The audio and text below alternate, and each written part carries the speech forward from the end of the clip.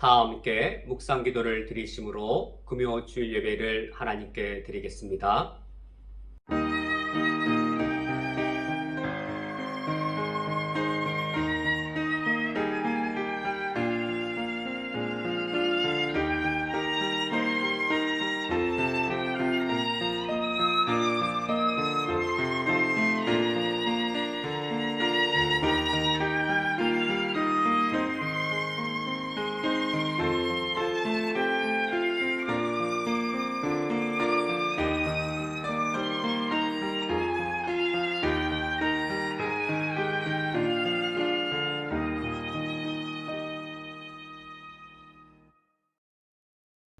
하늘이 하나님의 영광을 선포하고 궁창에 그의 손으로 하신 일을 나타내는도다. 날은 날에게 말하고 밤은 밤에게 지식을 전하니 언어도 없고 말씀도 없으며 들리는 소리도 없으나 그의 소리가 온 땅에 동하고 그의 말씀이 세상 끝까지 이르도다. 아멘.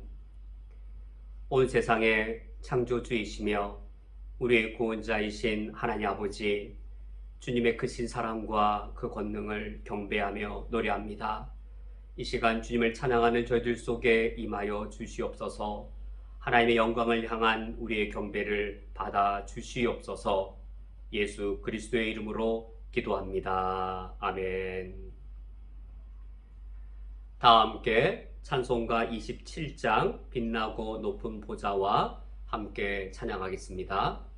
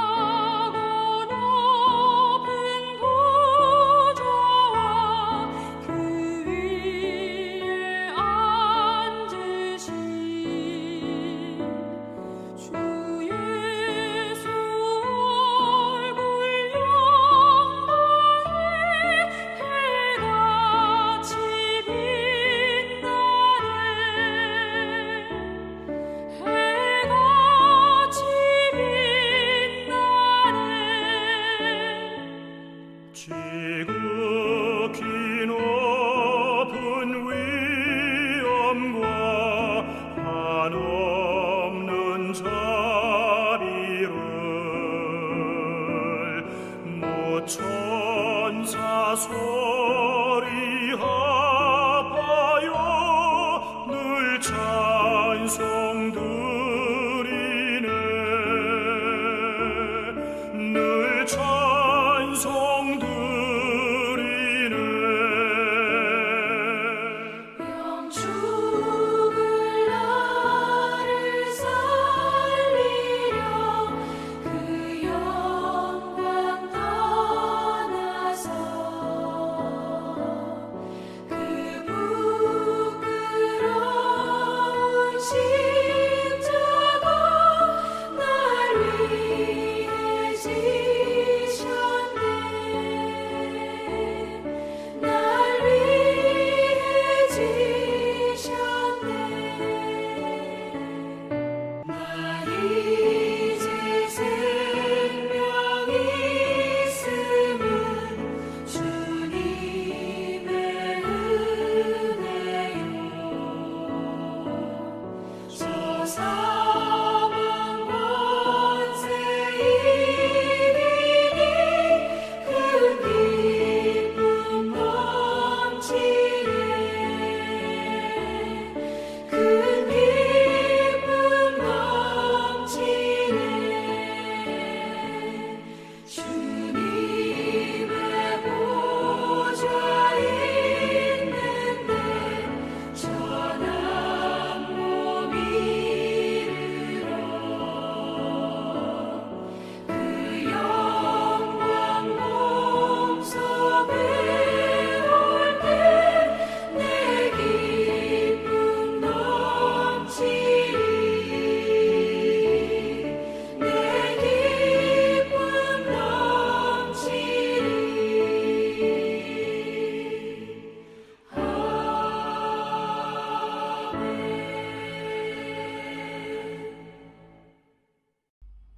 우리 죄를 고백하기 위하여 시편 51편의 말씀을 합독하겠습니다. 하나님이여, 주의 인자를 따라 내게 은혜를 베푸시며 주의 많은 긍휼을 따라 내 죄악을 지워 주소서.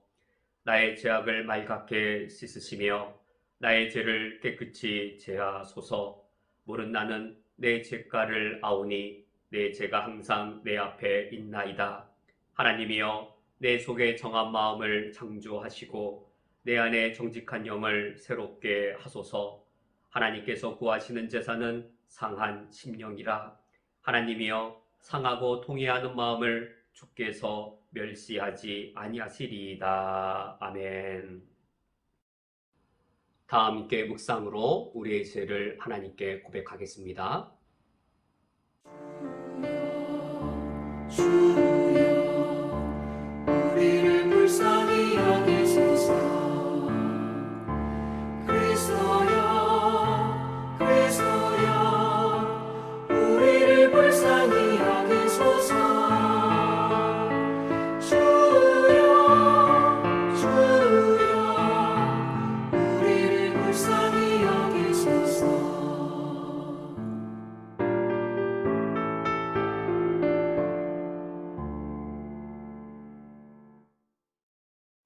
사랑과 자비가 풍성하신 하나님 아버지시여, 이 시간 하나님 아버지 앞에 우리의 죄악을 고백하며 우리의 그릇됨을 아뢰오니 저희를 불쌍히 여겨 주시옵소서. 예수 그리스도의 십자가의 은총으로 우리에게 사죄의 은혜를, 성령 하나님의 부활의 권능으로 우리에게 새 생명의 능력을 덧입혀 주시옵소서. 무엇보다 내가 내 자신의 죄악됨으로 애통할 수 있도록 성령 하나님께서 우리에게 회개의 영을 허락하여 주시기 원합니다. 성령 하나님께서 우리에게 이성의 바른 판단력을 회복해 주시어서 내 죄가 어떠한 죄인지를 잘 깨닫게 하여 주시오며, 성령께서 내 양심을 정결하게 해 주시어서 바로 내 자신이 죽을 죄인인 것을 하나님 아버지 앞에 목도하게 하여 주시옵소서. 하나님 아버지 앞에 그릇되며 어그러진 내 모습을 하나님 아버지 앞에 가슴 아파하며 애통하게 하여 주시어서 예수 그리스도의 사죄의 은총을, 성령 하나님의 새롭게 하시는 새 생명의 능력을 오늘 이 순간 이 자리에서 충만히 누리게 해 주시기를 원합니다. 하나님 아버지여, 우리가 살아가는 이 세상은 탐욕이 다스리고 있사오며 과도한 소비를 잘 사는 것으로 속이고 있사온데, 하나님의 자녀이며 이 세상의 거룩한 백성인 저희들은 이 세상의 가치관과 삶의 방식에 함몰되지 아니할 수 있도록 저희들의 양심과 이성을 굳게 붙잡아 주시기를 원합니다. 인간의 탐욕이 무분별하게 자연을 개발하고 있으며, 그리하여 한편으로는 과잉 생산되어지고 또 한편으로는 소수의 사람들이 과잉 소비를 하는 가운데 자연을 파괴하고 자연을 고갈시키고 있습니다. 과잉 생산과 과잉 소비가 이루어지고 있는 지구 한 반대편에는 또 다른 많은 사람들이 굶고 있으며 부족한 상황 가운데 내몰리고 있사오니 이것이 어찌 타락한 우리 인류의 실상이 아니겠는지요. 하나님께서 이 세상을 본래 창조하실 때에는 하나님 보시기에 심히 아름다운 세상으로 창조하셨으며 온 인류가 하나님의 선하시고 아름다운 이 자연의 혜택을 모두 평등히 누리도록 하나님께서 의도하신 것이온데, 죄악된 저희들의 탐욕으로 인하여 하나님의 선한 창조주의 의도를 어그러뜨리고 있사오니 저희들을 용서하여 주시옵소서. 하나님께서 창조하신 자연을 보존하는 것은 우리 그리스도인들의 의무입니다.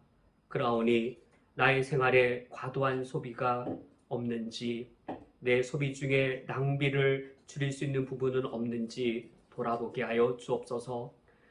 다음 세대를 위하여 자연을 보존하며 자연을 절약하는 삶을 다짐하게 하여 주옵소서. 예수 그리스도의 이름으로 기도합니다. 아멘. 다 함께 성시교독을 하겠습니다. 교독문 8번 시편 14편을 교독하겠습니다.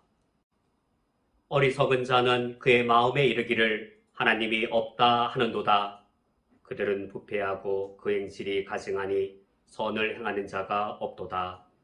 여호와께서 하늘에서 인생을 굽어 살피사 지각이 있어 하나님을 찾는 자가 있는가 보려 하신즉 다 치우쳐 함께 더러운 자가 되고 선을 행하는 자가 없으니 하나도 없도다. 죄악을 행하는 자는 다 무지하냐? 그들이 떡 먹듯이 내 백성을 먹으면서 여호와를 부르지 아니하는도다. 그러나 거기서 그들은 두려워하였으니 하나님이 의인의 세대에 계심이로다. 너희가 가난한 자의 계획을 부끄럽게 하나 오직 여호와는 그의 피난처가 되시도다. 이스라엘의 구원이 시온에서 나오기를 원하도다. 여호와께서 그의 백성을 포로된 곳에서 돌이키실 때에 야곱이 즐거워하고 이스라엘이 기뻐하리로다. 아멘. 다 함께 사도신경으로 우리의 신앙을 하나님께 고백하겠습니다. 전능하사 천지를 만드신 하나님 아버지를 내가 믿사오며 그 외아들 우리 주 예수 그리스도를 믿사오니 이는 성령으로 잉태하사 동정녀 마리에게 나시고 본디오 빌라도에게 고난을 받으사 십자가에 못 박혀 죽으시고 장사한 지 사흘 만에 죽은 자 가운데에서 다시 살아나시며 하늘에 오르사 전능하신 하나님 우편에 앉아 계시다가 저리로서 산 자와 죽은 자를 심판하러 오시리라. 성령을 믿사오며 거룩한 공회와 성도가 서로 교통하는 것과 죄를 사하여 주시는 것과 몸이 다시 사는 것과 영원히 사는 것을 믿사옵나이다. 아멘. 다 함께 찬송가 180장 하나님의 나팔소리 함께 찬양하시겠습니다.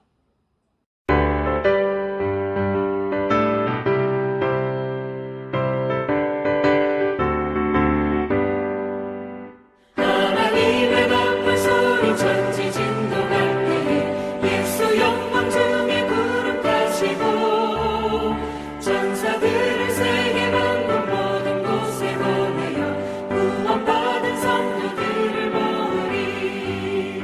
나팔 불 때 나의 이름 나팔 불 때 나의 이름 나팔 불 때 나의 이름 부를 때에 잔치 참여하겠네. 무덤 속에 잠자는 자 그때 다시 일어나 영화로운 부활 승리 얻으리. 주가 택한 모든 성도 구름 타고 올라가 공중에서 주의 얼굴 배우리.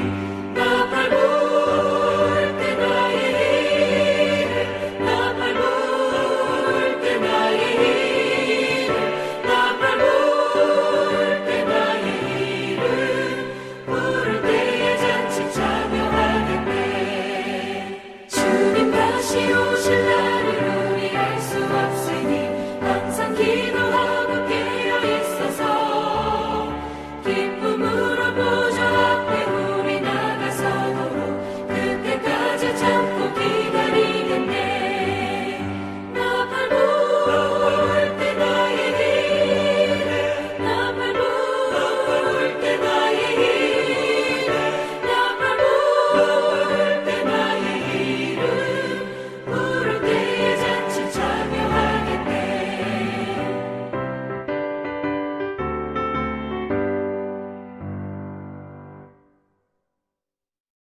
성경 봉독하겠습니다. 오늘 성경 말씀은 구약성경 출애굽기 15장 22절부터 27절까지의 말씀입니다. 오늘 성경 말씀을 제가 봉독해 드리겠습니다. 모세가 홍해에서 이스라엘을 인도하매 그들이 나와서 수르 광야로 들어가서 거기서 사흘 길을 걸었으나 물을 얻지 못하고 마라에 이르렀더니 그곳 물이 있어서 마시지 못하겠으므로 그 이름을 마라라 하였더라. 백성이 모세에게 원망하여 이르되 우리가 무엇을 마실까 하매 모세가 여호와께 부르짖었더니 여호와께서 그에게 한 나무를 가르치시니 그가 물에 던지니 물이 달게 되었더라. 거기서 여호와께서 그들을 위하여 법도와 율례를 정하시고 그들을 시험하실세 이르시되 너희가 너희 하나님 나 여호와의 말을 들어 순종하고 내가 보기에 의를 행하며 내 계명에 귀를 기울이며 내 모든 규례를 지키면 내가 애굽 사람에게 내린 모든 질병 중 하나도 너희에게 내리지 아니하리니 나는 너희를 치료하는 여호와임이라. 그들이 엘림에 이르니 거기 물샘 12과 종려나무 70그루가 있는지라. 거기서 그들이 그물 곁에 장막을 지니라. 아멘. 다 함께 기도하고 말씀을 듣겠습니다. 하나님 아버지시여, 우리의 인생이 마치 광야의 길을 걷는 것과도 같아서 때로는 마실 물이 없으며 때로는 뜨거운 햇살을 피할 그늘이 없습니다. 오늘 주의 말씀을 드리며 내 인생의 광야의 길을 하나님께서 인도하시며 그 길에 하나님이 친히 지키시는 자가 되심을 말씀을 통해 그 은혜를 굳게 붙잡게 해 주옵소서. 예수 그리스도의 이름으로 기도합니다. 아멘. 우리 그리스도인들의 삶을 마치 광야의 길을 걸어가는 것과 같다라고 비유해도 결코 가장된 표현이 아닙니다. 구원받은 이후에 우리 그리스도인의 삶, 그것은 마치 광야를 걸어가는 것과도 같습니다.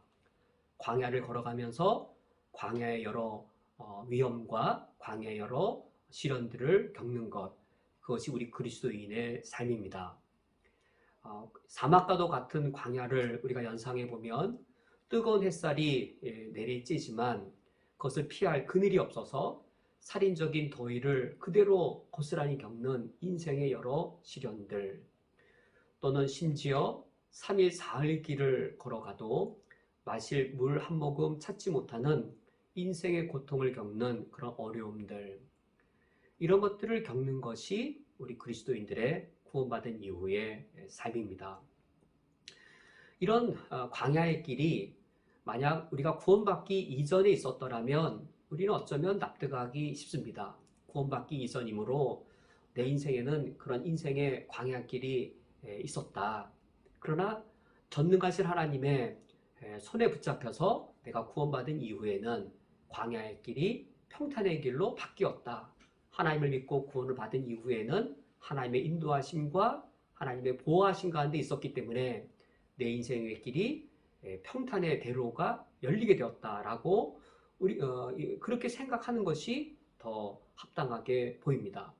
그러나 오늘 우리가 읽은 이스라엘 백성들의 경험부터 그러하지 않았습니다. 이스라엘의 백성들의 경험은 구원받은 이후에 그들의 삶은 광야의 삶을 살아가는 것이었습니다. 우리가 오늘 읽은 출애굽기 15장 22절은 출애굽기 성경의 1부, 2부가 마쳐지고 3부가 시작되어지는 지점입니다. 구원받은 이스라엘 백성의 새로운 삶이 시작되어지는데 그 장은 평탄의 길을 걸어가는 것이 아니라 오히려 광야의 길을 걸어가는 것으로 이스라엘 백성들이 구원받은 이후의 삶을 살아가는 것으로 말씀해주고 있습니다. 이 출애굽기와 그리고 또 민수기, 이 두 성경이 그리하여서 구원받은 이후에 이스라엘 백성의 삶을 광야의 길을 걸어가는 것이라고 오히려 말씀해주고 있습니다. 이때 이스라엘 백성들이 얼마나 납득하기가 어려웠겠는지요. 출애굽기 15장 22절 광야의 삶이 시작되어지는데 바로 직전까지 이스라엘 백성들이 어떤 하나님을 경험했고 어떠한 사건을 눈으로 목도했는지요. 15장 22절이 이처럼 첫 번째 오가 시작되어집니다. 모세가 홍해에서 이스라엘을 인도하네. 그러므로 광야길이 시작되어지기 바로 직전에 이스라엘 백성들이 경험한 것은 홍해의 놀라운 초자연적인 하나님의 구원이었습니다. 하나님께서 애굽의 그 강력한 군대들을 홍해 바다에 다 몰살시키시고, 그리고 반대로 홍해 바다 길을 여시고 이스라엘 백성들을 기적적으로 구원해 내시는 그 사건을 경험한 그 직후입니다.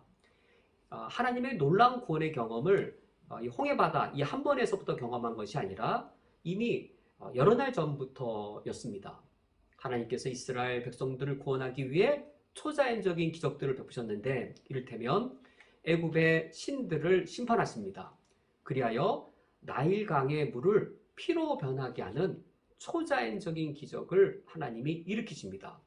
그래서 나일강의 물이 피로 변한 것이 애굽 사람들에게는 재앙이 되었지만 이스라엘 백성들에게는 아무런 해가 없는 그런 초자연적인 기적을 일으키시고, 또 9번째 기적은 애굽의 최고의 신인 태양신을 하나님이 심판하셔서 암흑세계로 만들어버립니다. 이런 초자연적인 기적을 일으키시고, 그리고 여기 또 홍해 바다에 이 기적을 또 일으키셨습니다. 그러므로 지금에 이르기까지 이스라엘 백성들이 오직 어떤 하나님을 경험했고 무슨 사건을 목도했는지요. 하나님의 초자연적인 능력을 일으키시는 그 능력의 하나님이었습니다.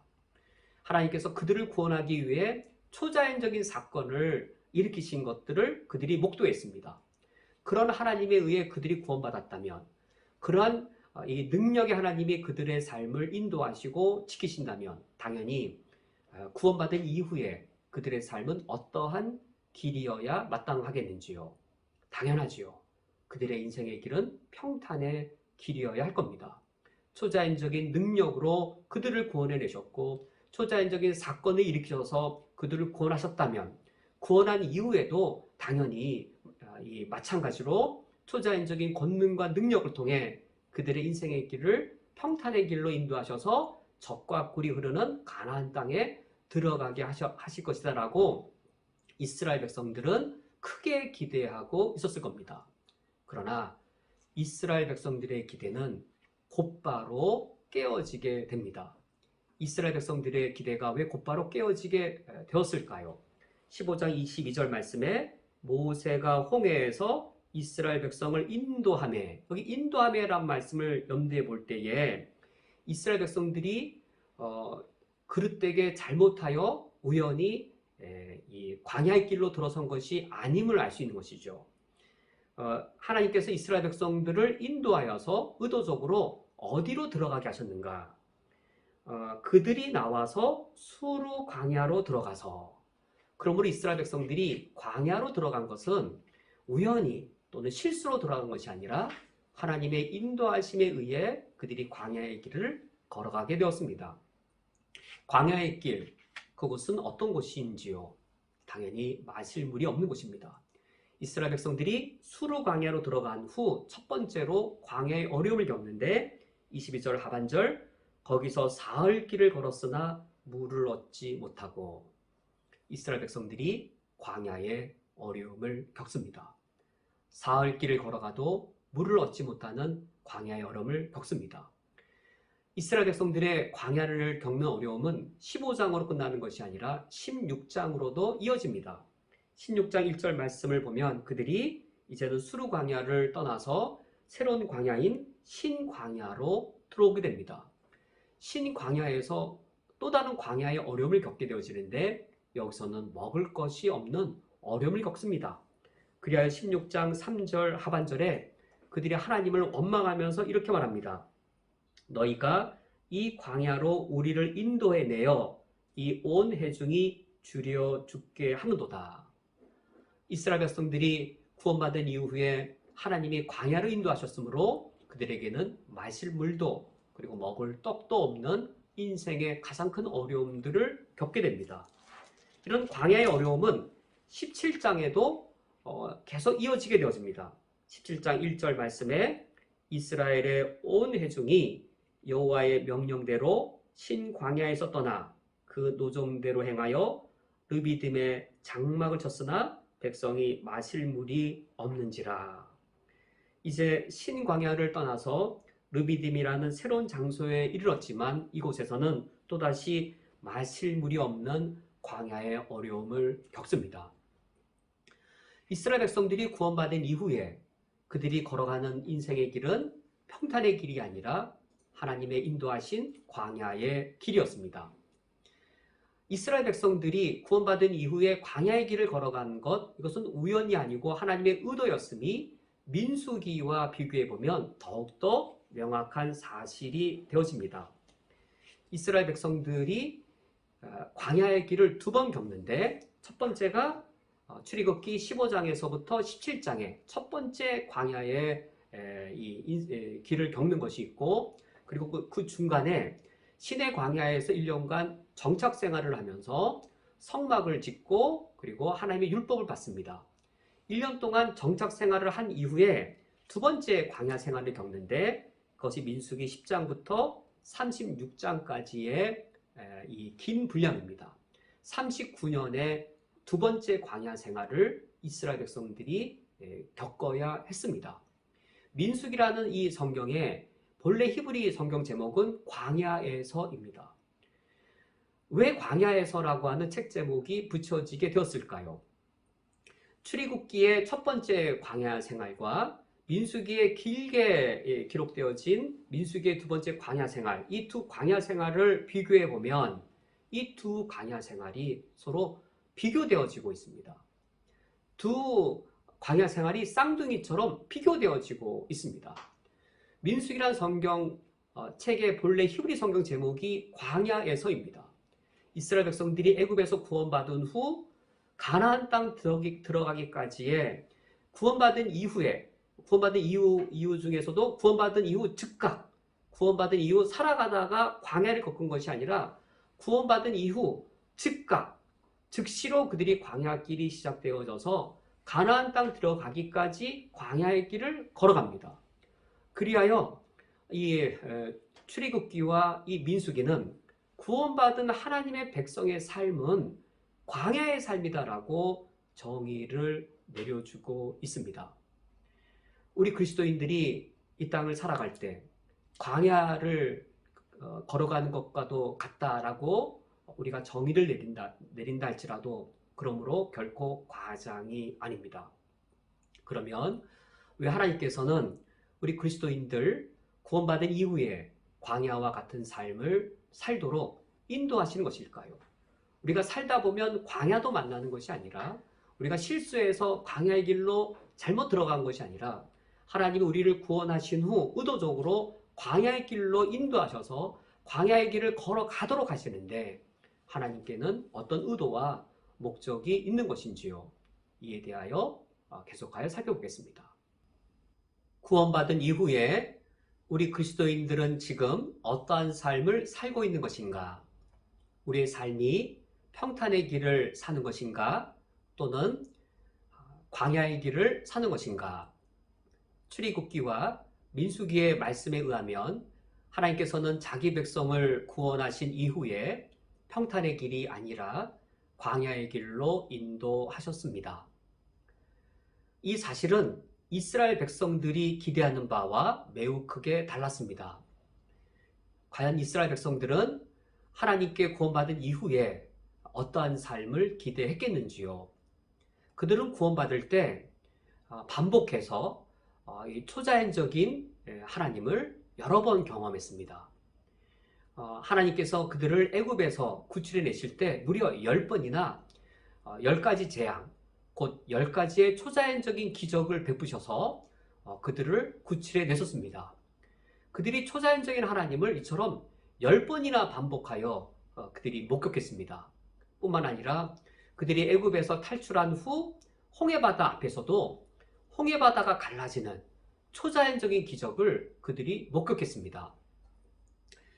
자신들을 구원하기 위해 이처럼 초자연적인 권능과 기적으로 우리를 구원하신 여호와 하나님, 그분을 믿고 살아간다면 그 이후에, 구원받은 이후에 그들의 삶이 어떠할 것이라고 이스라엘이 기대했겠는지요.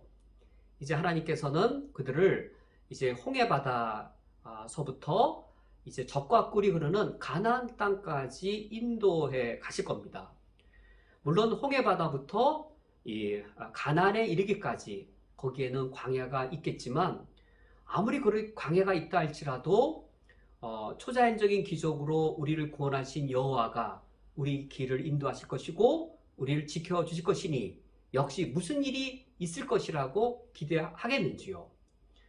홍해바다의 그 어려움으로부터도 초자연적인 권능으로 우리를 구원해내신 하나님이시라면 그 하나님이 내 인생의 인도자와 그리고 내 가는 길의 보호자가 되신다면 광야의 길도 순탄의 길로 바뀌는 기적들이 항상 일어날 것이라고 이스라엘 백성들은 기대했을 것입니다. 오늘날 우리들도 마찬가지지요. 예수 그리스도의 십자가의 죽음과 부활이라고 하는 최대의 기적으로 그 크신 권능으로 우리를 구원하신 하나님이시라면 구원받은 이후에 우리의 삶도 어떠할 것인가? 당연히 우리 삶을 하나님의 그 크신 능력으로 우리를 보호해 주시고 지켜주심으로 우리의 삶은 순탄의 길이 될 것이라고 우리도 기대할 수 있을 것입니다. 그러나 이스라엘 백성들의 기대하는 바와 하나님이 그들을 인도하시는 길은 너무나도 달랐습니다.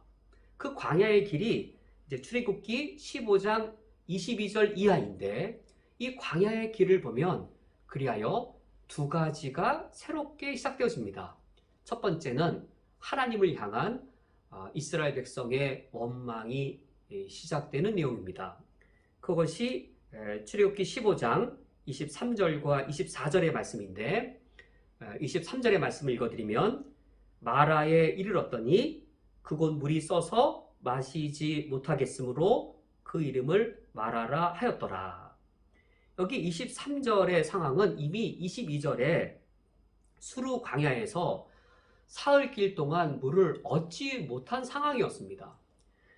그 후에 마라에 도착해서 드디어 물을 발견했는데 이번에는 쓴물이어서 마실 수 없게 된 것입니다. 이때 이런 광야에 물이 없는 어려움을 겪을 때 이스라엘 백성들의 하나님을 향한 원망이 시작됩니다. 24절 말씀에 백성이 모세에게 원망하여 이르되 우리가 무엇을 마실까 하매 모세를 향한 원망은 곧 하나님을 향한 원망입니다. 하나님을 향한 원망, 그 본질의 내용은 무엇일까요? 마실 물이 없다고 하나님께 원망할 때 그 원망의 본질은 무엇일까요? 하나님, 정말 실망입니다. 하나님, 이 광야의 길로 인도해서 우리에게 마실 물조차 주시지 않습니까? 정말 실망입니다. 그런 하나님인 줄 애시당초 알았다면 내가 하나님을 믿고자 하지도 않았을 겁니다. 이런 하나님인 줄 알았더라면 정말 내가 하나님을 믿었겠습니까? 정말 실망입니다. 이런 하나님이라면 내가 믿은 하나님이 아니고 내가 기대했던 하나님은 이런 하나님이 아닙니다. 란 하나님에 대한 실망감이 이 원망의 본질입니다. 이런 원망은 광야 생활 동안 계속 반복됩니다. 그러자 이제 25절에 두 번째, 광야 생활의 두 번째 시작되는 것이 있는데 그것은 자기 백성을 향한 하나님의 시험입니다. 25절 말씀에 모세가 여호와께 부르짖었더니 여호와께서 그에게 한 나무를 가리키시니 그가 물에 던지니 물이 달게 되었더라. 거기서 여호와께서 그들을 위하여 법도와 율례를 정하시고 그들을 시험하실세. 하나님께서 구원하신 자기 백성을 시험하기 시작하십니다. 자기 백성을 시험하기 위하여 법도와 율례를 주십니다. 법도와 율례를 주시고 자기 백성을 시험하기 시작하십니다. 그러면 하나님께서 자기 백성을 법도와 율례를 주시어 시험하시기 시작하신 시점 언제부터인가요? 구원받은 후 10년, 20년이 지난 이후에 법도와 율례를 주시고 시험하기 시작하신 것인가? 아니면 구원받은 이후 그 직후부터 하나님이 곧바로 법도와 율례를 주시고 시험하기 시작하신 것인가요? 전자가 아니라 후자입니다. 이 경우는 에덴 동산에서도 마찬가지였습니다. 하나님께서 아담과 하와를 언제부터 시험하기 시작하셨는지요? 아담을 창조하신 후 100년, 200년이 지난 후였는지 창조하자마자 하나님께서 선악과를 주시고 법도와 율례를 주시면서 아담과 하와를 시험하기 시작하신 것인지요?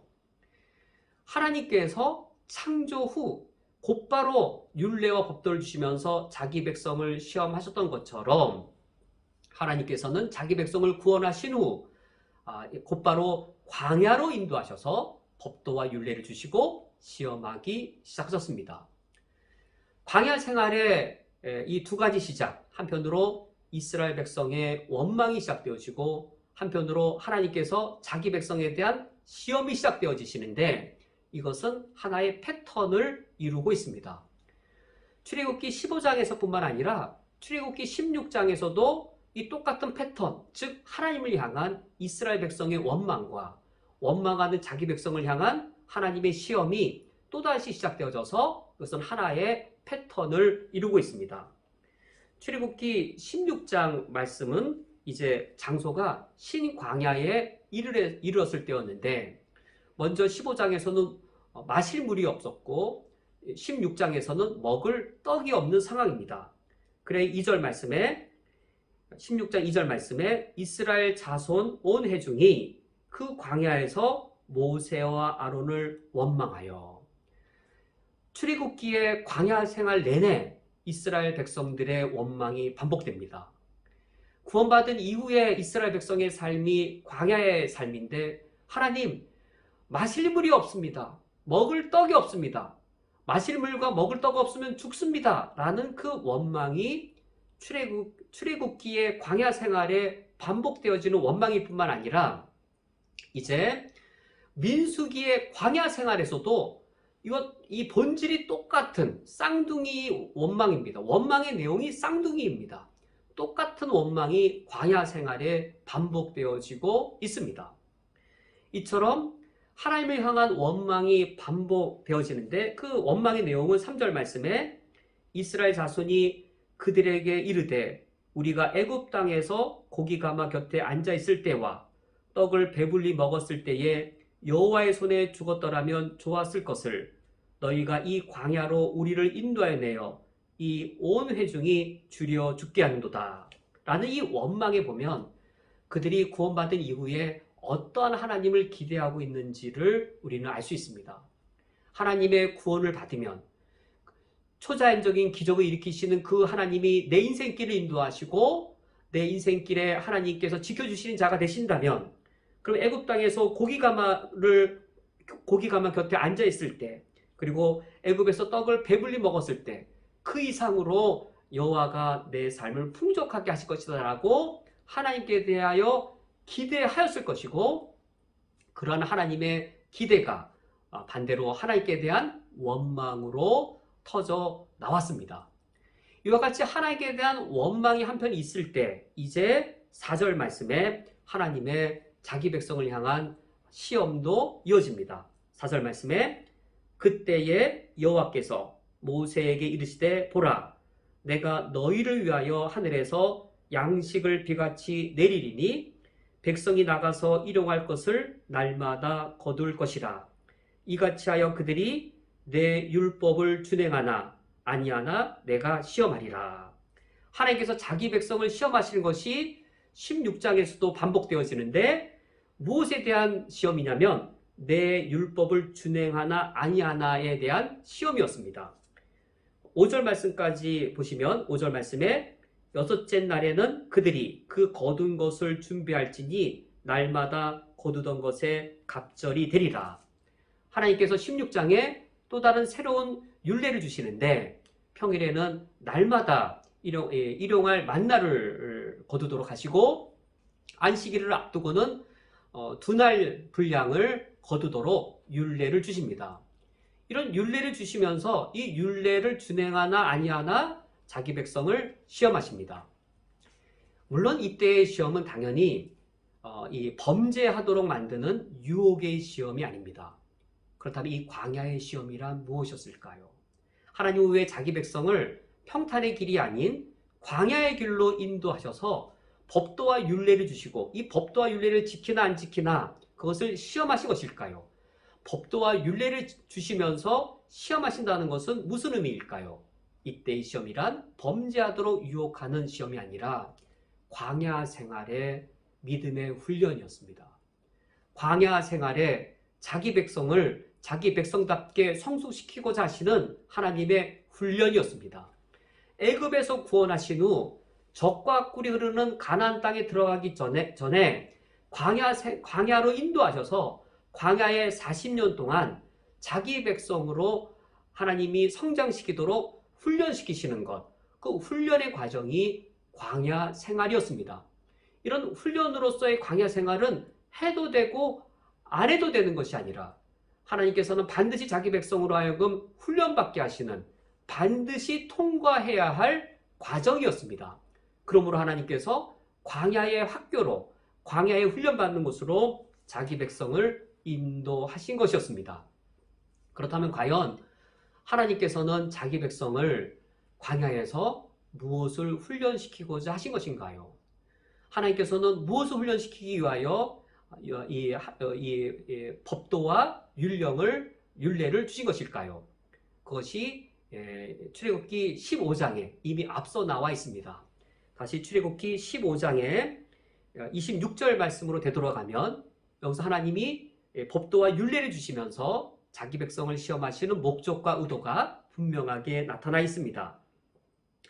26절 말씀에 이르시되 너희가 너희 하나님 나 여호와의 말을 들어 순종하고 내가 보기에 의를 행하며 내 계명에 귀를 기울이며 내 모든 규례를 지키면 내가 애굽 사람에게 내린 모든 질병 중 하나도 너희에게 내리지 아니하리니 나는 너희를 치료하는 여호와임이니라. 하나님의 이 말씀에 왜 하나님께서 자기 백성을 평탄의 길이 아니라 광야의 길로 인도하셨는지 명확하게 나타나 있습니다. 하나님이 자기 백성을 인도하실 그 땅은 젖과 꿀이 흐르는 가나안 땅입니다. 젖과 꿀이 흐르는 물질이 풍요로운 가나안 땅으로 그들을 인도하실 하나님의 목적이 있습니다. 그 광야의 땅으로 인도하실 때 이스라엘 백성들이 하나님께 무엇을 원망하고 무엇을 원하고 있는지요? 그들의 욕망이 요구하는 대로 하나님께 원망하고 있습니다. 그들의 욕망은 무엇인지요? 마실 물이 없습니다. 먹을 떡이 없습니다. 그들의 원망이 무엇으로 발전하겠는지요? 더 많은 떡과 더 풍요로운 물질을 그들은 하나님을 향하여 원할 겁니다. 하나님께는 전능한 능력이 있지 않습니까? 우리에게 기적을 일으키셔서 마실 물, 먹을 떡, 시기 적절하게 항상 내려주시고 우리가 이 땅을 살아갈 때에 이 애굽에서 목격했던 고기 가마와 풍요로운 음식들 우리에게 베풀어 주옵소서. 그래서 이스라엘 백성들은 애굽에서 나오면서 그들이 가졌던 기대들은 애굽의 풍요를 누리다가 젖과 꿀이 흐르는 풍요로운 가나안 땅에 들어가는 것이었습니다. 만약에 그들이 정말로 그들의 욕심대로 하나님께 바라고 그들이 하나님께 원망하는 대로 하나님이 다 응답해 주셨더라면 이스라엘 백성들은 과연 가나안 땅에 들어가서 어떤 자들이 되었겠는지요.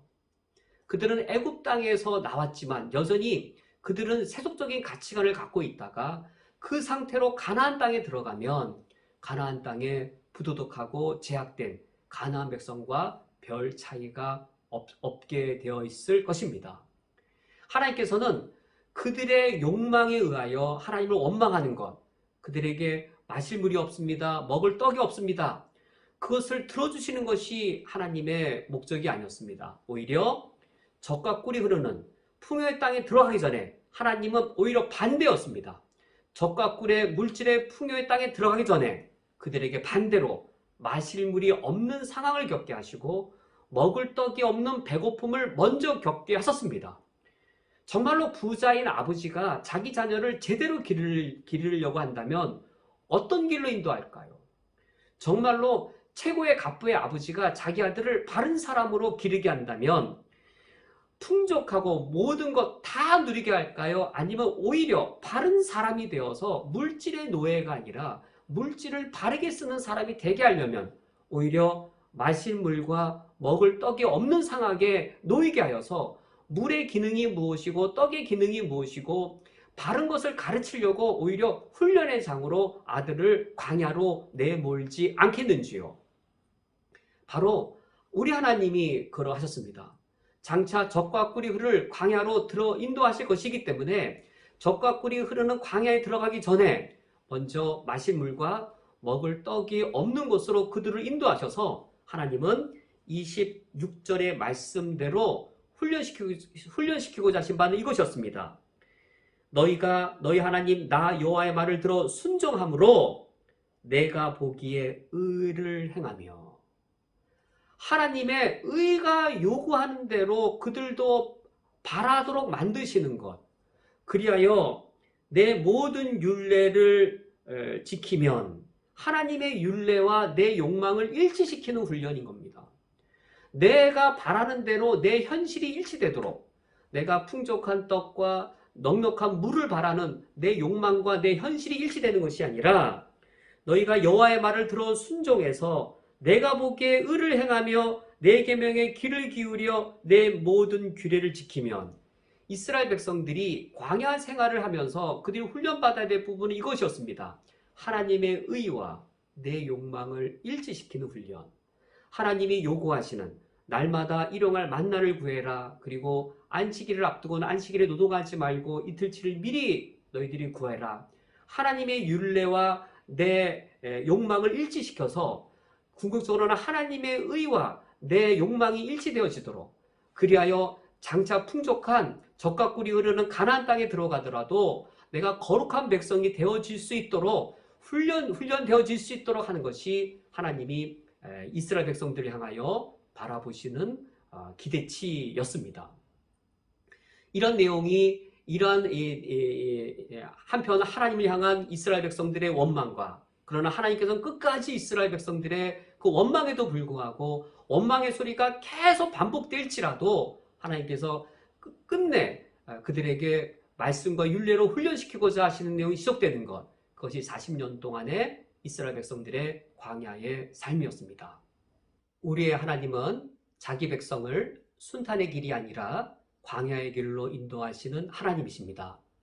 하나님은 자기 백성을 광야의 길로 인도하셔서 하나님의 백성답게 훈련시키십니다.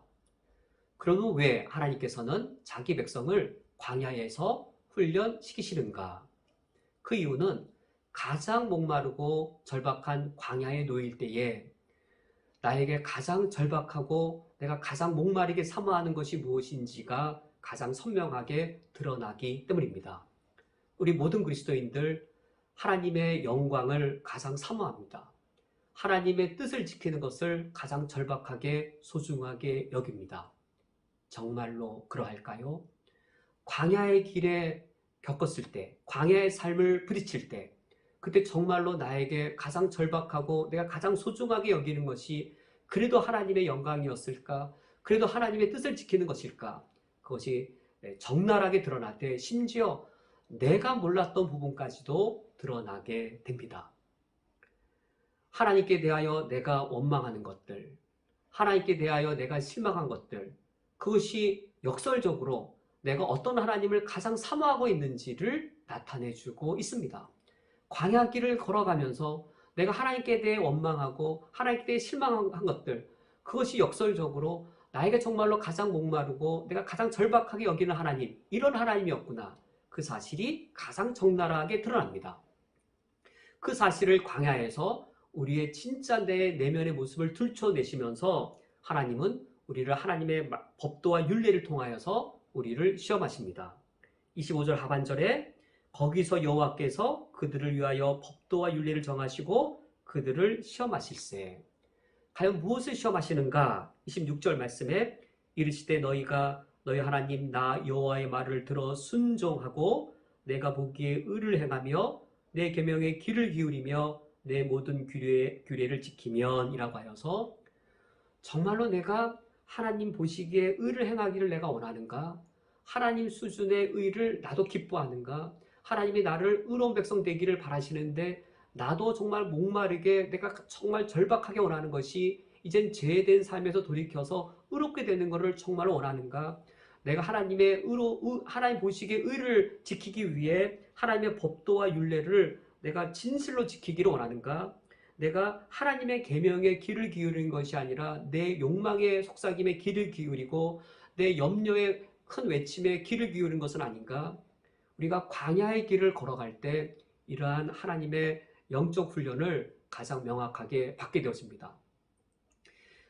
그리하여 이런 하나님의 이런 법도와 율례에 순종할 때 그러면 하나님께서는 우리에게 어떠한 축복을 주시는가?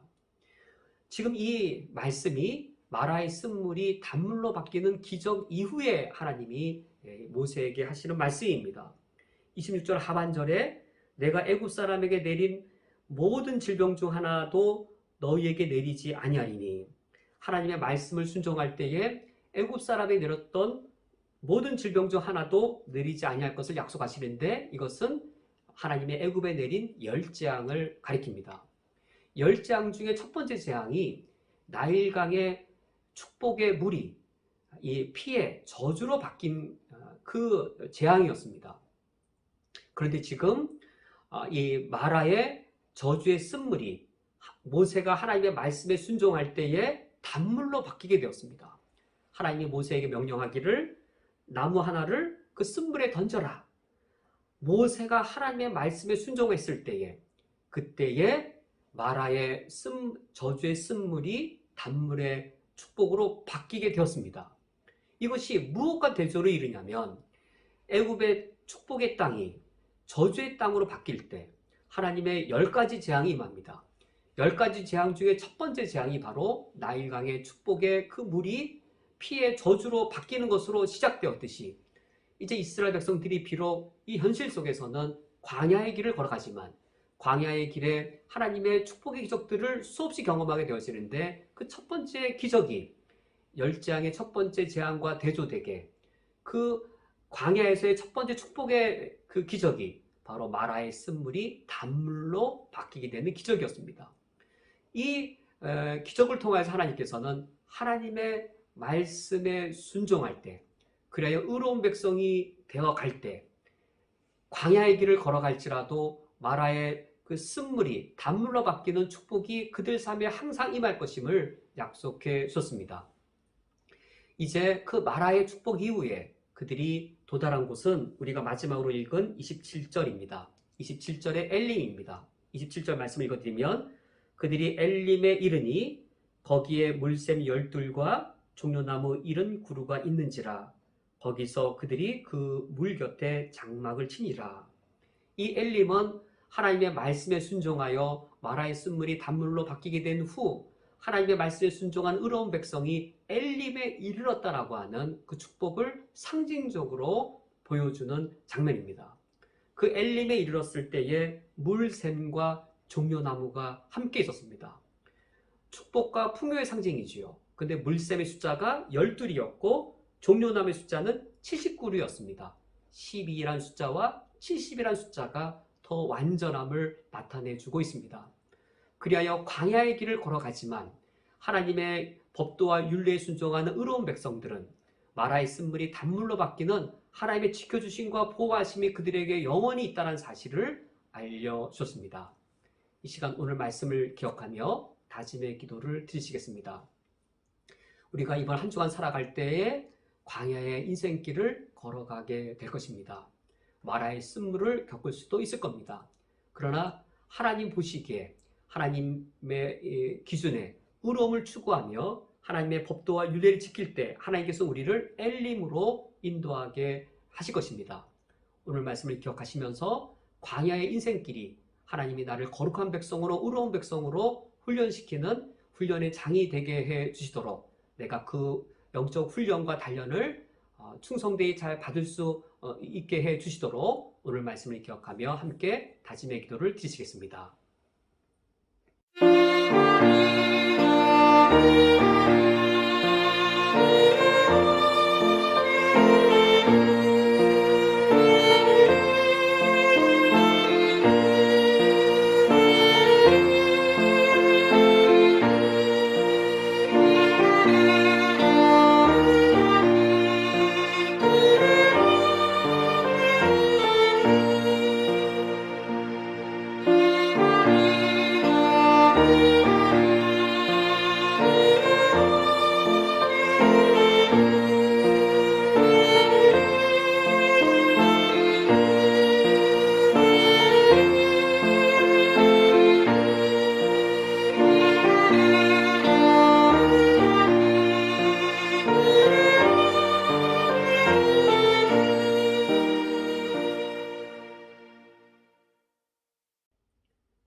하나님 아버지시여, 이번 한 주간 살아갈 때에 광야의 인생길을 저희들이 걸어갈 것이지만 하나님의 백성으로서, 의로운 백성으로서 하나님께 연단받으며 거룩한 백성으로 성장하는 것을 바라보며 광야의 길을 걸어가게 하여 주시옵소서. 주의 법도와 율례를 신실히 지키게 해 주시어서 우리가 가는 곳에 마라의 쓴물이 단물로 바뀌는 하나님의 축복이 항상 있을 것이오니 하나님의 위로와 함께 하심을 바라보고 이번 한 주간도 광야의 길을 믿음을 지키며 바르게 살게 하여 주옵소서. 예수 그리스도의 이름으로 기도합니다. 아멘. 다 함께 찬송가 419장 주날개 및 내가 편안히 지내 찬양하시면서 하나님께 봉헌하겠습니다.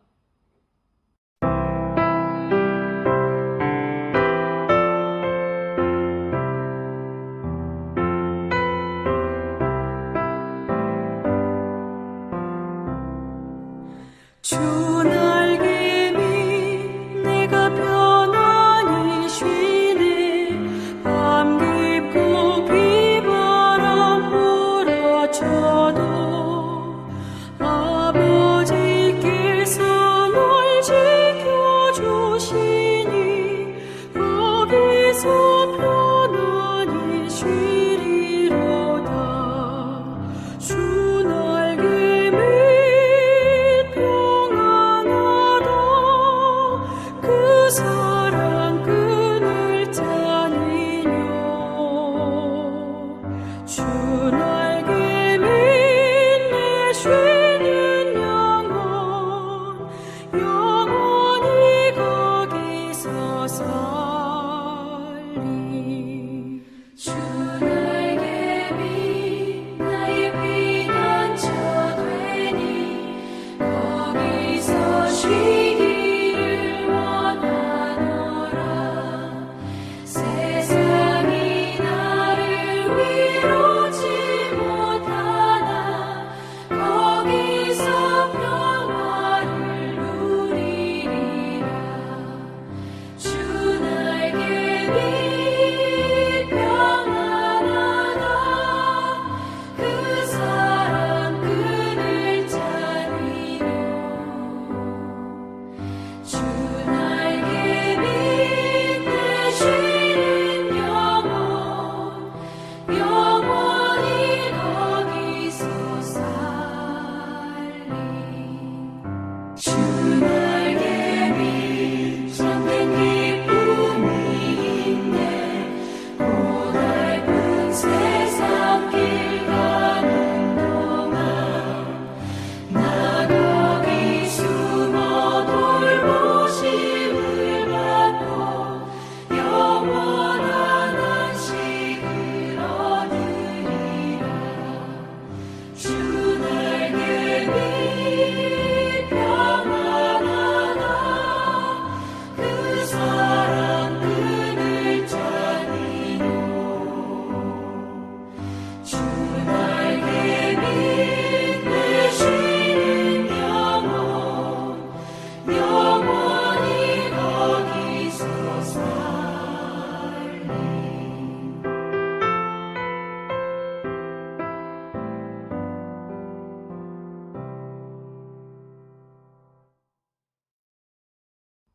다 함께 드려진 예물을 위하여 기도하겠습니다.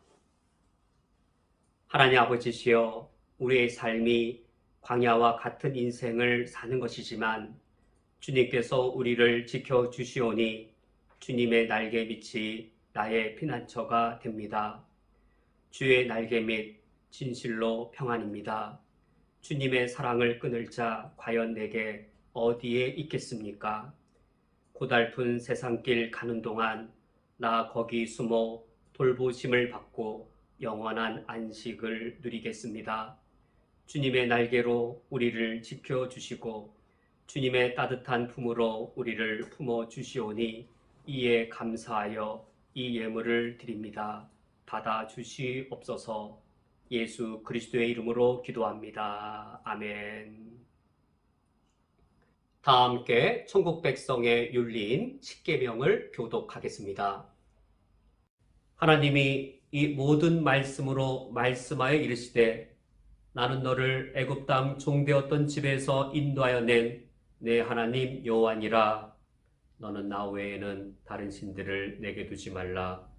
너를 위하여 새긴 우상을 만들지 말고 또 위로 하늘에 있는 것이나 아래로 땅에 있는 것이나 땅 아래 물속에 있는 것에 어떤 형상도 만들지 말며 그것들에게 절하지 말며 그것들을 섬기지 말라.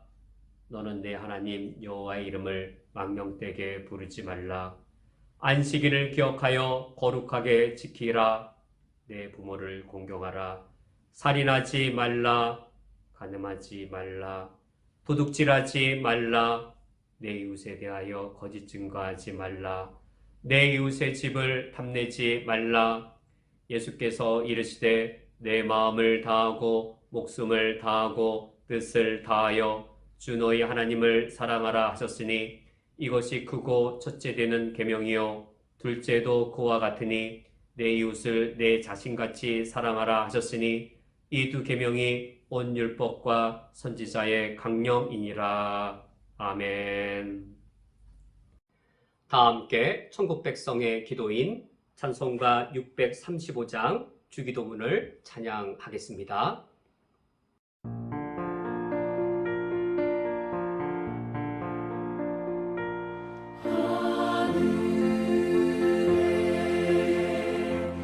계신 아버지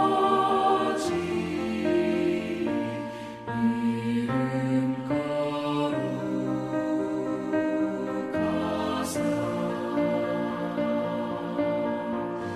주님 나라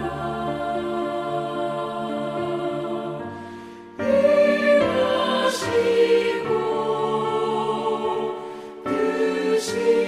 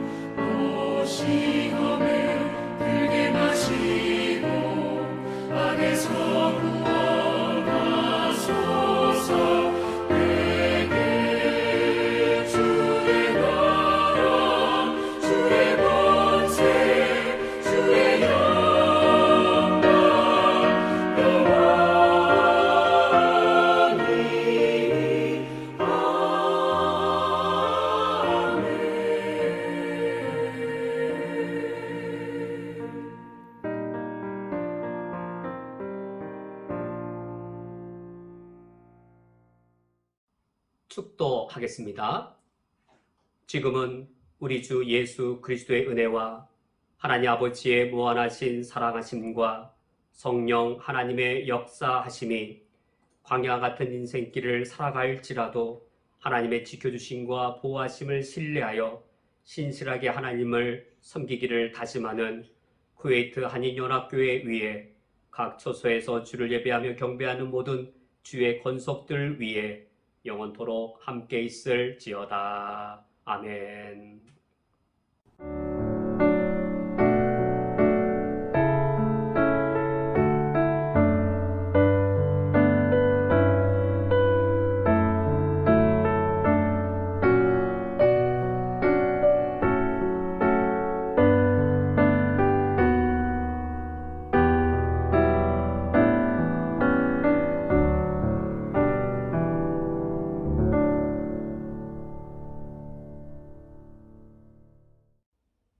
교회 소식을 전해드리겠습니다. 예배 안내입니다. 모든 공예배는 인터넷으로 진행됩니다. 금요 주일 예배 오전 9시, 일요 저녁 예배 저녁 7시, 새벽 기도 오전 6시입니다. 주일학교 어린이부의 예배 영상이 밴드와 카톡을 통하여 배포됩니다.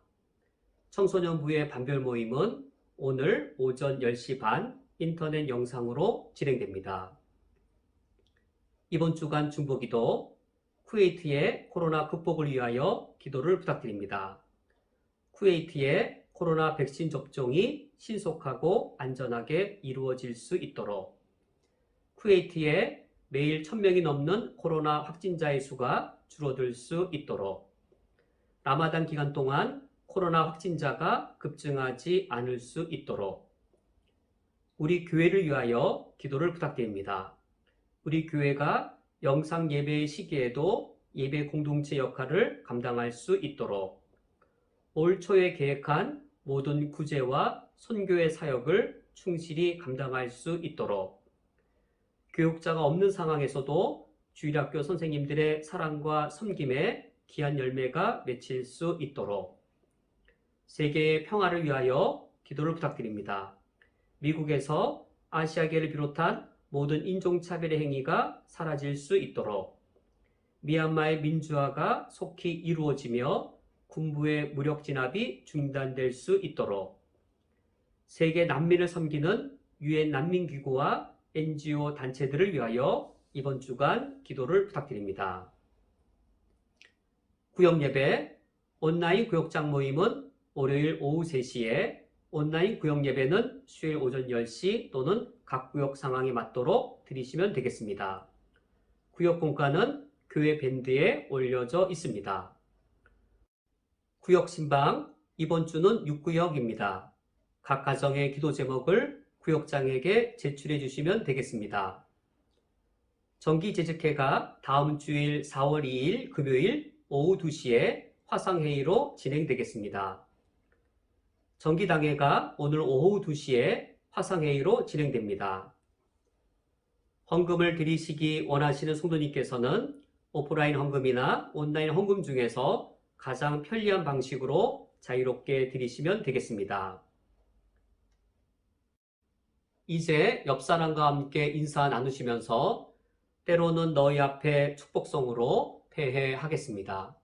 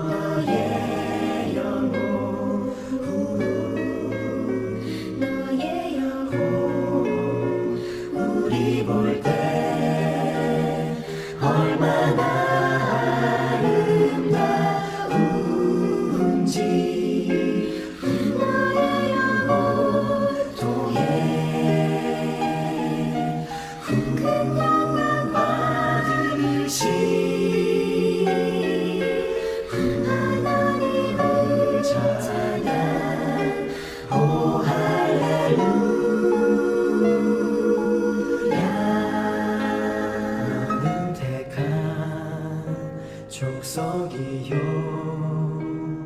왕같은 제사장이며 거룩한 나라 하나님의 소유된 백성